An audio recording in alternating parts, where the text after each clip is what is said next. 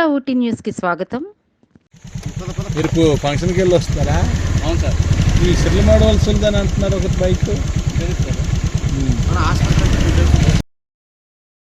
రెండు ద్విచక్ర వాహనాలు ఎదురెదురుగా ఢీకొన్న ఘటనలో ఒక యువకుడు మృతి చెందగా ముగ్గురి పరిస్థితి విషమంగా మారింది.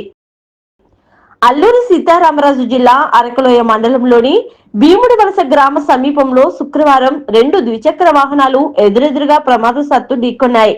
ఈ ప్రమాదంలో నలుగురు యువకులు తీవ్రంగా గాయపడ్డారు. ఈ దుర్ఘటనలో హుకుంపేట మండలం బూర్జా పంచాయతీకి చెందిన కోటేశ్వరరావు చరణ్ తో పాటు అరకలోయ మండలంకు చెందిన ధనరాజు అనే యువకుడు తీవ్రంగా గాయపడటంతో అరకలోయ ఏరియా ఆసుపత్రిలో ప్రథమ చికిత్స అందించారు.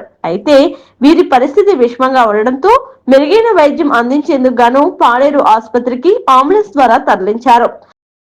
పాడేరులో చికిత్స పొందుతూ ధనరాజ్ మృతి చెందాడు. కాగా ఈ ప్రమాదంలో గాయపడిన వారంతా ఒక వేడుకకు వెళ్లి వస్తుండగా ఈ దుర్ఘటన చోటు చేసుకుంది. మీరు ఫంక్షన్కి వెళ్ళి వస్తారా? అవును సార్. ఈ సిర్లమాడ వలసలని అంటున్నారు ఒక బైక్. మీరు ఫంక్షన్కి వెళ్ళి వస్తారా? అవును సార్. ఈ సిర్లమాడ వలసలని అంటున్నారు ఒక బైక్.